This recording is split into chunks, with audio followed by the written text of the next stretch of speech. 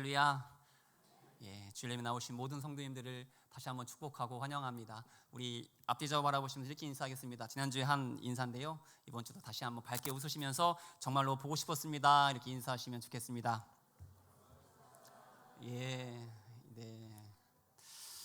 뵙고 싶었습니다. 이 시간에는 사무엘상 19장 18절부터 24절까지의 말씀을 가지고 함께 은혜의 말씀을 나누길 원합니다.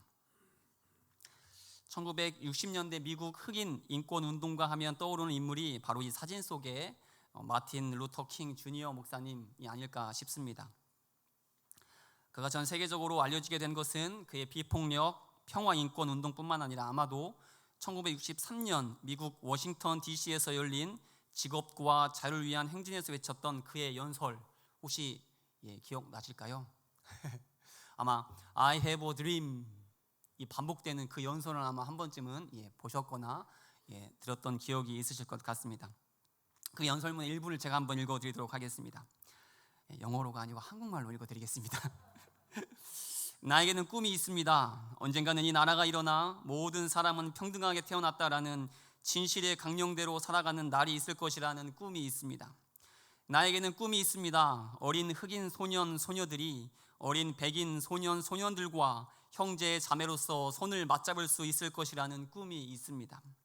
나에게는 꿈이 있습니다. 언젠가는 모든 골짜기들은 메워지고 모든 언덕과 산들은 낮아지고 거친 곳은 평평해지고 굽은 곳은 펴지고 하나님의 영광이 나타나고 모든 사람이 다 같이 그 영광을 보게 될 것이라는 꿈이 있습니다.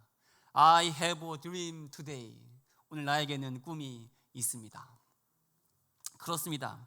이 꿈이 마틴 루터 킹 주니어 목사님의 삶을 이끌었습니다. 그리고 어떤 순간이 와도 그는 흔들림 없이 이 꿈을 향해 전진했습니다. 그리고 결국 그 한 사람의 이 꿈으로 인해 미국은, 아니 세상은 좀 더 나은 방향으로 흘러가게 되었습니다. 그렇다면 여러분들에게는 이러한 꿈이 있습니까? 여러분도 마틴 루터 킹 주니어 목사님처럼 오늘 나에게는 꿈이 있습니다라고 말할 수 있는 그런 꿈이 있습니까? 저는 오늘 제 꿈에 대해서 나누길 원합니다. 그런데 이 꿈은 단지 제 개인적인 꿈만은 아닙니다. 왜냐하면 제 꿈은 바로 교회에 관한 꿈이기 때문입니다. 목사니까 당연히 교회에 대해서 꿈을 가져야지라는 편견도 내려놔 주시길 바랍니다. 왜냐하면 다들 아시듯, 그리고 믿음으로 고백하듯 교회는 건물이 아니라 우리가, 여러분과 제가 바로 교회이기 때문입니다. 그렇다면 결국 오늘 함께 살펴볼 이 꿈 이야기는 저의 꿈일 뿐만 아니라 여러분의 꿈, 우리 모두의 꿈이 되는 것입니다. 이미 우리 기흥지구촌 교회로서 우리는 함께 한 꿈을 향해 16년이라는 시간을 지나왔습니다. 그럼에도 이 시간 다시 한번 돌아보기를 원합니다. 우리 교회를 향한 하나님의 꿈, 더 나아가 한국 교회를 향한 하나님의 꿈을 다시 한번 확인할 수 있길, 그리고 그 꿈이 반드시 이루어질 그날을 기대하며 살아온 마틴 루터 킹 주니어 목사님처럼 우리 역시 그날을 기대함으로 그 꿈이 온전히 이루어질 그날을 위해 전진할 수 있기를 축복합니다. 아멘이십니까? 그렇다면 오늘 본문 말씀이 전하고 있는 우리가 함께 품어야 할 교회를 향한 꿈은 무엇일까요? 그 첫 번째는 바로 누구나 함께 할 수 있는 공동체입니다. 누구나 함께 할 수 있는 공동체. 제가 새벽기도 시간에 한번 이야기를 했던 적이 있습니다.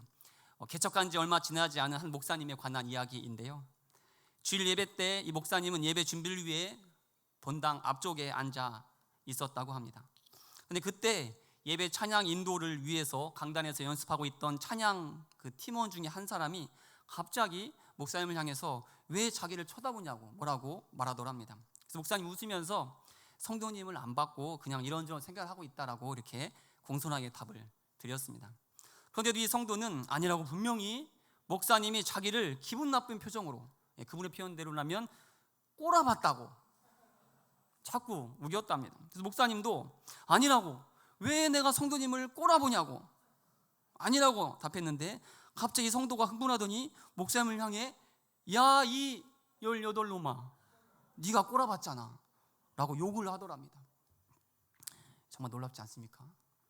성도가 담임 목사님한테 18로마라는 욕을, 그것도 주일 예배 찬양팀 대원이 그런 욕을 한다는 것이 상상이 되십니까? 이 찬양 여기 대원 중에 한 분이 담임 목사님을 향해서, 목사님 죄송합니다. 예. 순간 목사님도 아주 많이 당황했지만 곧바로 정신을 차리고 정색하며 그 성도에게 이렇게 말했다고 합니다. 지금 사과하면 더 이상 문제 삼지 않을 테니 지금 당장 사과하세요. 단호한 목사님의 태도에 이분도 그제서야 정신이 돌아왔는지 쭈뼛쭈뼛대면서 잘못했다고 사과하더랍니다. 목사님 약속대로 이 일로 더 이상 문제 삼지 않을 테니 절대로 다시는 그런 말을 하지 말라고 당부하고 끝냈다고 합니다. 놀랍게도 실제로 그 분은 지금도 그 교회를 잘 다니고 있다고 합니다. 목사님이 이 이야기를 하면서 이러한 일이 일어나는 이유가 바로 개척해서 세운 교회의 이름 때문이라고 그렇게 하소연을 하는 것입니다. 왜냐하면 그 교회 이름이 바로 낮은 담 교회이기 때문입니다. 담이 낮으니까 담임 목사님한테도 18놈이라고 욕하는 인간도 교회에 오는 것이 아니냐라는 것이죠. 근데 또 한편으로는 참 감사했다고 합니다. 왜냐하면 원래는 낮은 담 교회가 아니라 담 없는 교회라고 이름을 지으려고 했는데, 만약 담 없는 교회라고 지었으면 더 심한 인간들이 교회에 오지 않았겠냐고, 그래서 그나마 낮은 담 교회라고 해서 다행이라고 그렇게 이야기를 하는 것을 들었습니다. 그런데 어떻습니까? 오늘날 우리 한국 교회의 담이 너무 높지는 않습니까?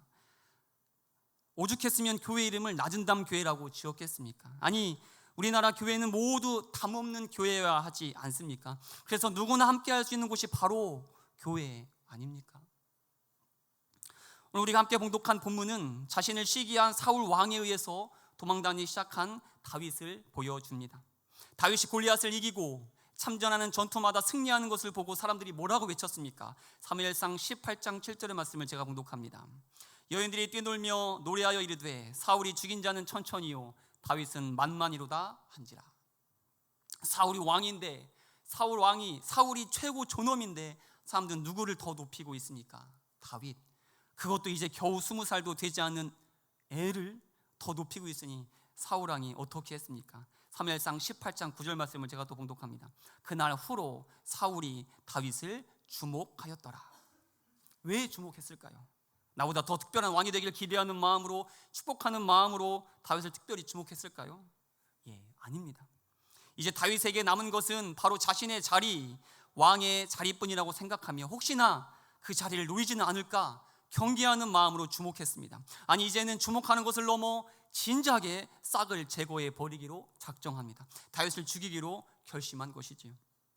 생각해 보십시오. 한 나라의 왕이 죽이기로 작정했다면 다윗은 도간에 든 쥐나 마찬가지 아니겠습니까? 그런데 그때 다윗이 누구를 생각합니까? 그래서 피한 곳이 어디입니까? 보면 18절 말씀은 우리 다 함께 한 목소리로 봉독하겠습니다. 시작.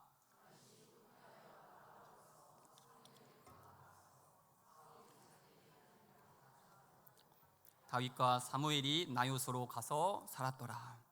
아멘. 다윗이 피한 곳이 어디입니까? 바로 자신에게 기름을 부은 사무엘이 있는 곳, 바로 라마입니다. 라마는 사무엘의 고향입니다. 사무엘은 이제 사사로서 은퇴하고 은퇴 이후의 삶을 고향에서 보내고 있었습니다. 말씀은 구체적으로 사무엘이 있는 곳을 라마 나요시다라고 칭합니다. 여기서 라마는 지명이고 나요스는 거처 또는 기숙사 정도로 해석하면 됩니다. 그래서 신학자들이 추측하길 라마 나요스를 라마에 있는 기숙사, 즉 사무엘이 은퇴 후에 그의 후학을 양성하기 위해 세운 선지자 학교 또는 믿음의 공동체 정도로 볼 수 있다라고 말합니다. 그렇습니다. 오갈 데 없는 다윗이 죽음의 위협 속에서 그 누구의 보호나 위로를 받을 수 없는 이 상황 속에서 찾아간 곳이 어디입니까? 바로 사무엘이 있는 라마 나옳, 오늘날로 말하면 라마에 있는 믿음의 공동체를 찾아간 것입니다. 왜냐하면 그곳이라면 자신을 보호해 줄 것을 믿었기 때문에, 그곳이라면 자신의 아픔을, 자신의 고통을 위로해 줄 수 있는 곳이라 믿었기 때문에 다윗은 그곳에 찾아간 것입니다. 그런데 이러한 다윗을 받아주는 것이 과연 쉬웠을까요? 오갈 데 없는 다윗을 믿음의 공동체 안으로 받아주는 것이 아무런 고민 없이 결정할 수 있는 그러한 일이었을까요? 보면 18절 말씀을 다시 한번 제가 봉독합니다. 다윗이 도피하여 라마로 가서 사무엘에게 나아가서 사울이 자기에게 행한 일을 다 전하였고 다윗과 사무엘이 나요스로 가서 살았더라. 사무엘은 다윗의 이야기를 다 들었습니다. 사울이 다윗을 어떻게 하려고 하는지, 왜 다윗을 죽이려고 하는지를 다 들었습니다. 그리고 다윗을 죽이려고 구체적으로 어떠한 시도를 했는지도 다 들었습니다. 그런데 그럼에도 사무엘은 다윗을 어떻게 해 주었습니까?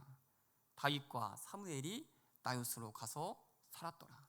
사무엘은 다윗을 믿음의 공동체 안으로 기꺼이 받아줍니다. 그런데 사무엘은 그러한 자기의 결정이 어떠한 결과를 불러일으키게 될 수 있다는 사실을 몰랐을까요? 한 나라의 왕으로부터 쫓김을 당하고 있는 자를 보호해 주었을 때의 어떠한 손해와 불편, 심지어 죽임을 당할 수도 있다는 사실을 사무엘이 몰랐을까요? 실제로 다윗이 이후에 도망자 생활을 할 때에 놉 땅에 사는 제사장 아히멜렉을 찾아간 적이 있습니다. 그때 아히멜렉은 다윗의 도움 요청에 떡과 무기를 내어줍니다.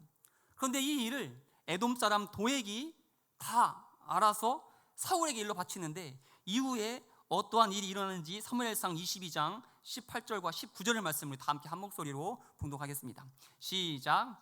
왕이 도액에게 이르되 너는 돌아가서 제사장들을 죽이라 하매 에돔 사람 도액이 돌아가서 제사장들을 쳐서 그날의 세마포 에봇 입은 자 85명을 죽였고 제사장들의 성읍 노베 남녀와 아이들과 젖 먹는 자들과 소와 나귀와 양을 칼로 쳤더라. 어떻게 되었습니까? 다윗을 도와준 대가로 아히멜렉에 당한 일이 무엇이었습니까? 자신의 목숨뿐만 아니라 동료, 심지어 가축, 그리고 가족들까지도 남녀노소 할 것 없이 모두 전멸을 당하고 말았습니다. 그렇습니다. 사무엘도 다윗을 숨겨주면, 다윗을 공동체의 일원으로 받아주면 사울 왕으로부터 어떠한 보복을 당하게 될지를 다 알았습니다. 그런데 그럼에도 사무엘은 다윗을 어떻게 해 주었습니까? 다윗과 사무엘이 나요스로 가서 살았더라. 믿음의 공동체 안으로 다윗을 받아줍니다. 여러분, 예수님께서 누구를 위해 십자가 달려 돌아가셨습니까? 특별히 사랑하는 몇 명만을 위해 십자가 달려 돌아가셨습니까? 그 사랑을 받을 만한 소수를 위해 십자가에 달려 돌아가셨습니까? 아닙니다. 예수님께서는 분명히 이렇게 말씀하셨습니다. 마태복음 11장 28절입니다. 수고하고 무거운 짐진 자들아 다 내게로 오라. 내가 너희를 쉬게 하리라. 예수님께서는 다 오라고 말씀하셨습니다. 그리고 예수님께서는 그 모두를 위해 십자가에 달려 돌아가셨습니다. 그래서 교회는 당연히 누구나 모두가 함께 할 수 있는 공동체입니다. 담 없는 교회가 맞습니다. 그런데 그러한 교회를, 모두에게 열린 교회를 누가 막아서고 있습니까? 누가 교회에 담을 만들었습니까? 누가 아무나 올 수 없다고 문 앞에 서서 조건을 내세우고 있습니까? 혹시 여러분은 아닙니까? 우리가 막아 세우고 있는 것은 아닙니까? 20세기 기독교 최고의 변증가인 C.S. 루이스가 사탄의 가장 큰 협력자 중 하나가 바로 교회이다 라는 말을 한 적이 있습니다. 이해가 되십니까? 어떻게 교회가 사탄의 협력자가 될 수가 있습니까? 그는 성도가 교회에 와서 이 자리에 앉아서 나 같은 사람도 그리스도인이라고 할 수 있다면 어떻게 옆에 앉은 저들의 다른 결점만 보고 그들의 종교가 위선이자 인습에 불과하다고 단정할 수 있겠는가라는 생각을 하지 못한다면, 이 자리에 와서 이러한 생각을 하지 못한다면 교회는 언제든 사탄의 최고의 협력자가 될 수 있다라고 말하는 것입니다. 이 말 뜻이 무엇입니까? 다른 사람의 결점, 다른 사람의 실수, 다른 사람의 잘못, 다른 사람의 죄를 먼저 보기 전에 누구를 먼저 봐야 한다라는 것입니까? 나의 실수, 나의 결점, 나의 죄인됨을 먼저 봐야 한다라는 것입니다. 그래서 나도 그리스도인이 되었다면, 나 같은 죄인 중에 죄인도 그리스도인이 되었다면, 나를 위해 예수님께서 십자가 달려 돌아가셨다면, 내가 그 엄청난 사랑으로 이 자리에 서게 되었다면 이 세상 그 누구도 하나님 앞에 서지 못할 사람이 없다는 사실을 깨달아야 하는데, 그렇지 못하게 될 때, 그 은혜를 깨닫지 못하게 될 때 교회는 언제든 사탄의 동역자가 될 수 있다라는 사실입니다. 왜 그렇습니까? 그런 자가 바로 다른 사람들 쉽게 판단하고 정죄하여 담을 만들어 버리기 때문입니다. 그런 자로 인해 누구나 올 수 있는 공동체가 아니라 아무나 올 수 없는 공동체가 되어버리고 말기 때문이죠. 여러분, 나도 그리스도인이 되었다면, 그 놀라운 사랑으로 지금 이 자리에 서 있다면, 예수님의 생명으로 그 핏값으로 나를 영원한 사망에서 영원한 생명으로 옮겨주셨다면 이 자리에 오지 못할 자가 누가 있겠습니까? 또한 그 사랑으로 우리가 이 자리에 서게 되었다면 우리 역시 기꺼이 그 사랑을, 그 은혜를 나눌 수 있어야 하지 않겠습니까? 이 세상의 무수한 다윗들을 품을 수 있어야 하지 않겠습니까? 그들 위해 기꺼이 손해를, 불편을, 때로는 생명의 위협까지도 감수할 수 있어야 하지 않겠습니까? 아멘이 좀 쉽지 않으시죠? 김정주 목사님이 쓴 안녕 기독교라는 책이 있습니다. 그 책 내용 일부를 인용해서 읽어드리겠습니다. 하나님 앞에서 우리 모두는 죄인이다. 모두가 환자라는 말이다. 안 아픈 사람이 없다는 말이다. 그러므로 교회는 서로 아픈 사람들끼리 동병상련의 은혜가 넘치는 곳이 되어야 한다. 사람은 마음껏 아플 수 있을 때 성장한다. 아파도 괜찮은 거구나, 아픈 건 나쁜 게 아니구나 하며 충분히 멋지게 아플 수 있을 때 성장한다. 아픈 사람들에게 교회가 든든한 버팀목이 되어 주었으면 좋겠다. 나빠서 아픈 게 아니야. 아픈 건 나쁜 게 아니야. 마음껏 아파도 괜찮아. 마음껏 아플 수 있게 세상의 중심에 천만번 괜찮아를 외쳐주는 그곳이 교회였으면 좋겠다. 아멘이십니까? 다윗이 찾아간 라마 나요시, 라마의 믿음의 공동체가 바로 이런 곳이, 이런 교회가 아니었을까요? 그래서 너무나 억울한 다윗이 왜 자신이 죽음의 위협에 처해야 하는지도 모르고 도망다녀야 하는 다윗이 라마 나요스를 찾아간 것은 아닐까요? 저는 진심으로 한국의 모든 교회가 라마 나요스과 같은 교회가 되었으면 좋겠습니다. 누구에게나 열린 교회, 담 없이 누구나 함께 할 수 있는 교회, 매일매일 죽음을 생각하며 살아가는 사람들에게, 죽음의 위협 속에서 벌벌 떨고 있는 사람들에게, 너무나 아파서 괴로운 자들에게 마음 편히 쉴 수 있는 곳, 마음껏 아파할 수 있는 곳, 안식처가 될 수 있는 곳, 따스함을 느낄 수 있는 곳, 이제는 괜찮다라는 말을 들을 수 있는 곳, 이제는 걱정하지 말라는 말을 들을 수 있는 곳, 또 말뿐이 아니라 기꺼이 나의 소중한 것을 내어줄 수 있는 곳, 그것이 바로 우리 교회, 대한민국의 모든 교회였으면 좋겠다는 이 꿈을 우리가 한 마음으로 품고 나아갈 수 있기를 축복합니다. 그러기 위해서 우리는 기꺼이 마음껏 울 수 있도록, 기대어 쉴 수 있도록 우리의 어깨를 내어줄 수 있어야 합니다. 아멘이십니까? 우리 옆 사람 바라면서 그럼 이렇게 인사하면 좋겠습니다. 내 어깨에 기대어 울어도 좋습니다. 이렇게 인사하시죠. 예, 정말인가요? 내 어깨는 좀 아직 아닌가요? 두 번째, 우리가 함께 품어야 할 교회를 향한 꿈은 무엇일까요? 두 번째는 아무나로 살아갈 수 없는 공동체입니다. 누구나 함께 할 수 있는 공동체이지만 또한 우리는 아무나로 세상 가운데에 살아갈 수 없는 공동체가 되어야 합니다. 오늘 본문의 사울 왕은 다윗이 라마 나요스로 도망갔다는 소식을 들었습니다. 그래서 사울이 어떻게 합니까? 20절 상반절을 제가 봉독합니다. 사울이 다윗을 잡으러 전령들을 보냈더니, 사울은 다윗을 잡기 위해 최정예 부대를 뽑아 보냅니다. 그런데 일은 어떻게 흘러갑니까? 다윗을 잡으러 가는 전령들이 라마 나요스에 가서 무엇을 하고 있다라고 말씀이 전하고 있습니까? 다시 20절 말씀을 다 함께 한 목소리로 봉독하겠습니다. 20절입니다. 시작.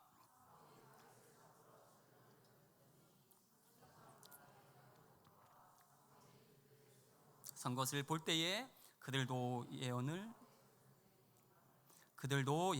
한지라. 아멘. 여기에서 예언은 미래의 일을 미리 말하는 그러한 예언이 아닙니다. 바로 하나님을 높이며 하나님을 찬양한다라는 의미입니다. 다윗을 잡으러 간 전령이 라마 나요스 쫓아가자마자 지금 무엇을 하고 있습니까? 자기도 모르게 다른 사람들과 함께 하나님을 높이며 하나님을 찬양하고 있습니다. 오늘날로 치자면 함께 뜨겁게 예배를 드린 것입니다. 다윗을 죽이러 간 사람들이 하나님의 임재 가운데에 예배를 드리고 돌아온 것입니다.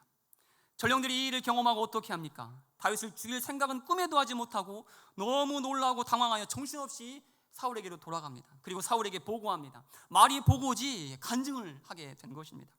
이 간증을 듣고 사울이 또 어떻게 합니까? 또 전령을 보냅니다. 또 어떤 일이 일어납니까? 도착하자마자 그 전령들이 또 예언을 합니다. 몇 번 이 일이 반복이 되었다고 말씀 전합니까? 21절을 제가 봉독합니다. 어떤 사람이 그것을 사울에게 알림해 사울이 다른 전령들을 보냈더니 그들도 예언을 했으므로 사울이 세 번째 다시 전령들을 보냈더니 그들도 예언을 한지라. 무려 세 번을 보냅니다. 그래도 다윗을 잡아오지 못하자 사울이 분노하여 어떻게 합니까?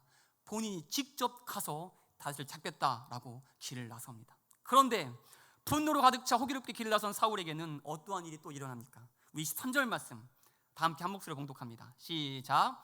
사울이 라마 나요스로 가니라. 하나님의 영이 그에게도 임하시니 그가 라마 나요스에 이르기까지 걸어가며 예언을 하였으며. 다른 전령들은 라마 나요스에 도착해서 사무엘이 그곳에 선 것을 보았을 때 예언을 하기 시작했습니다. 그런데 지금 사울은 어떻습니까? 도착하기도 전에 라마 나요스에 이르기까지 걸어가며 예언을 합니다. 심지어 도착한 후에는 하루 밤낮을 벗은 몸으로 사무엘 앞에서 누워서 예언했다라고 말씀은 전합니다. 어떻게 살기로 가득했던 자들이, 시기 어린 분노로 가득했던 사울 왕이 이렇게 변하게 되었습니까? 악으로 가득했던 그들이 하나님을 높이며 하나님을 찬양하는 자가 되었습니까? 40절을 보겠습니다. 어떻게 전령들이 예언을 하게 되었습니까? 바로 하나님의 영이 사울의 전령들에게 임함에. 또 23절도 보겠습니다. 어떻게 사울이 라마 나요스에 도착하기도 전에 예언하며 도착해서는 하루 밤낮 예언하며 또 누워있게 되었습니까? 바로 마찬가지로 하나님의 영이 그에게도 임하시니. 그렇습니다. 하나님의 영이 임할 때에, 하나님의 영으로 충만할 때에 악으로 가득했던 자들이 하나님을 찬양하는 자로, 분노의 말로 가득 찼던 자들이 하나님의 말씀으로 가득한 자로 변하게 되는 것입니다. 그렇습니다. 하나님의 영이 임하시면 세상에 변하지 않을 사람이 없습니다. 오늘 말씀의 전령들이 그 증거이고 사울이 또 그 증거이고 또한 제가 바로 그 증거이고 지금 제 앞에 앉아 계신 여러분이 바로 그 증거 아닙니까? 옆 사람 한번 바라보시기 바랍니다. 지금 이 자리에 앉아 계실 만한 분으로 보이십니까? 그런데 어떻게 지금 이 자리에 와 계십니까? 지금 이 시간에 어떻게 이 자리에 와 앉아 계십니까? 바로 하나님의 영이 임하시니 성령님께서 우리를 그렇게 변화시켜 주었기 때문 아닙니까? 김지정 성도님 그렇지 않습니까? 감사합니다. 지난 2월 미국의 에즈버리 대학교에서 올해 2월입니다. 약 한 달간 엄청난 부흥의 역사가 일어났습니다. 이렇게 대학교 채플에서 시작된 예배가 약 한 달 동안 끊어지지 않고 계속된 겁니다. 미국의 전역의 사람들이 찾아와 모이게 되었고 찬양하고 말씀 듣고 기도하고, 그래서 그 장소에 참여하는 한 개인의 변화뿐만 아니라 그 지역이 변화되는 놀라운 역사가 일어났다고 합니다. 그런데 이 부흥의 역사 이면에는 에즈버리 지역을 위해, 이 부흥의 역사를 위해 수년간 끊임없이 기도해온 한 사람이 있었다는 사실이 뒤늦게 알려집니다. 바로 이 교수님입니다. 이분이 바로 끊임없이 이 피켓을 들고 이 지역 가운데에 기도하자고 외치고 기도했다고 합니다. 이미 지역에는 유명 인사였다고 합니다. 그렇습니다. 부흥의 역사는 하나님의 영에 사로잡힌 한 사람이 있었기에, 그리고 그 한 사람의 끊임없는 기도가 있었기에 가능했다는 사실을 우리는 기억할 수 있어야 합니다. 오늘 본문의 라마 나요스의 역사도 마찬가지입니다. 오늘 본문의 라마 나요시 될 수 있었던 것은 그 지역이 특별해서가 아닙니다.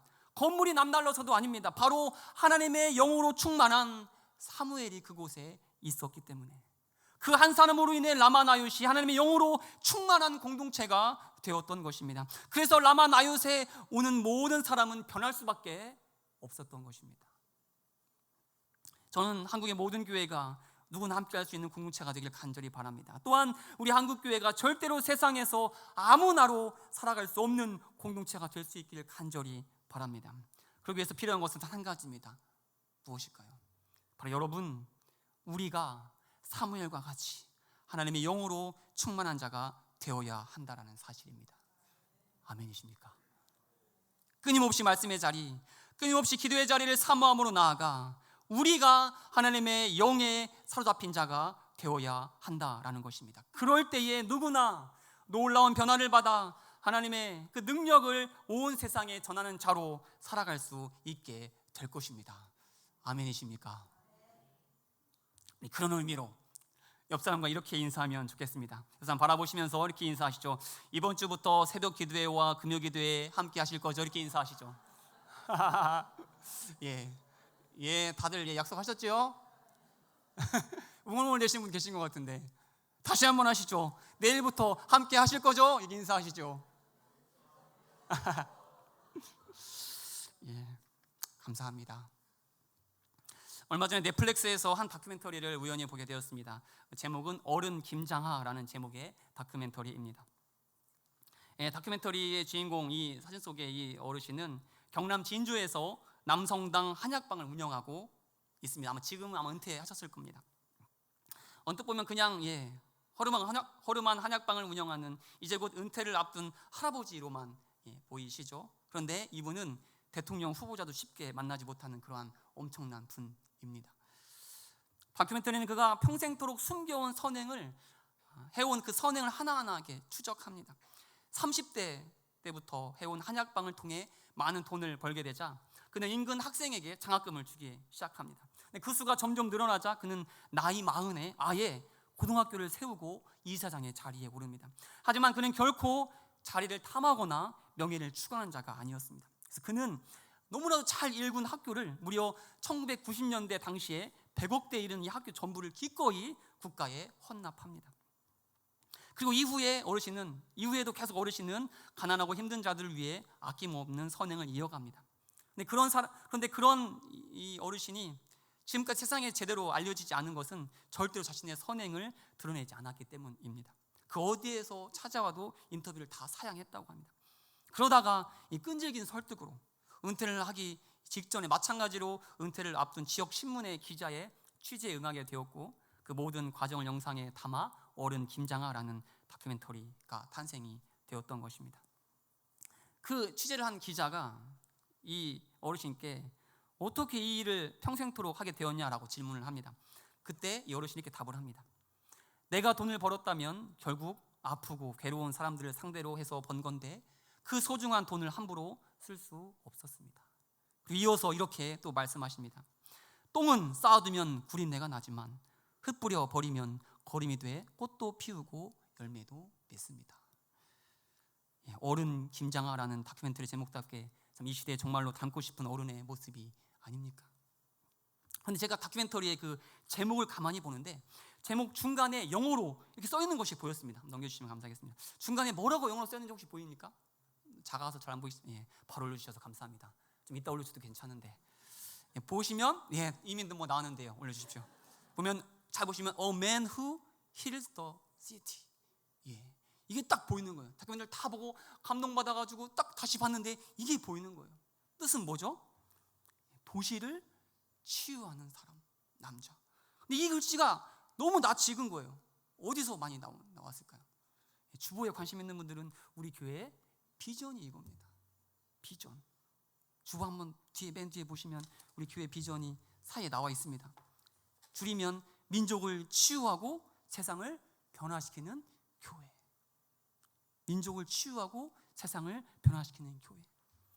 그렇습니다. 우리가 바로 A man who heals the city. 이 사명으로 부름을 받은 공동체라는 것이죠. 그렇다면 우리 역시 그 부르심에 합당한 모습으로 살아야 하지 않겠습니까? 내가 받은 사랑을 기억하여 기꺼이 넉넉하게 모두를 품을 수 있는 공동체, 그렇게 누구나 함께 할 수 있는 공동체, 그리고 하나님의 영에 사로잡혀 변화받아 절대로 세상 가운데에 아무나로 살아갈 수 없는 공동체로서 민족을 치유하고 세상을 변화시키는 그러한 공동체로 끝까지 온전히 쓰임받는 우리 교회가 될 수 있길, 그러한 한 사람 한 사람이 될 수 있길 온 마음 다해 축복합니다. 오늘 나에게는 꿈이 있습니다. 우리 한국교회가 누구에게나 열린 공동체가 되는 것, 그리고 모두가 온전히 하나님의 영에 사로잡혀 세상 속에서 결코 아무나로 살아갈 수 없게 되는 것, 그래서 민족을 치유하고 세상을 변화시키는 이 사명을 온전히 감당하게 될 것이라는 꿈이 저에게 있습니다. 오늘 이 꿈을 함께 품고 세상으로 나아가는 우리가 될 수 있길 축복합니다. 기도하시겠습니다.